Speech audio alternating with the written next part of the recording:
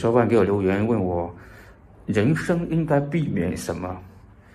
在我的理解中，我觉得我们应该通过不断的学习和成长，来避免在工作中被过度的工具化。什么叫做被过度的工具化？以及其后果如何？打个比方啊，我们把一个人当作一颗球，这颗球在出厂的那一刻，它就开始不断的被消耗，在厂内生产的流水线上，这颗球它根本不知道自己是如何被生产出来的，而出厂之后，它就立刻的需要被投入使用。成年了嘛，因为你成年了就去干活呗，不断的被踢来踢去。运气好的球在草地上翻滚，运气差的直接就在沙地上摩擦。这颗球我们给它起一个名字叫老王，好吧，叫老王。老王呢，每天就被人踢来踢去，他的心都乱了。他看到自己的身上的伤痕越来越多，而且老王每天都很焦虑，一边翻滚一边焦虑，因为他不知道哪天就会被人家一脚踢飞。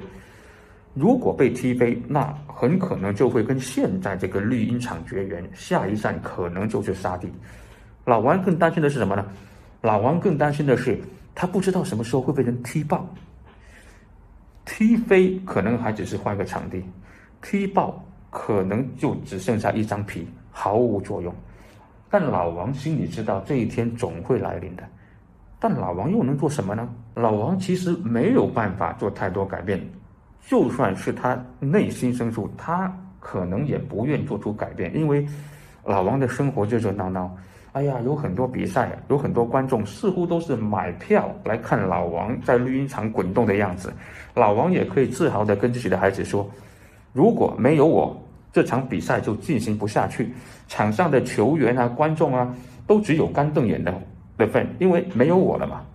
所以老王觉得自己非常重要，只有他的存在才有人买票，才有人看球赛，这场球赛才能进行下去。但其实大家是在看球赛，而不是在看一颗球。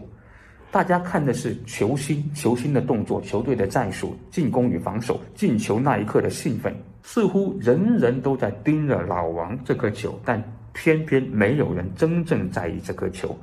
人人都看着老王，让老王觉得自己很重要，任重道远。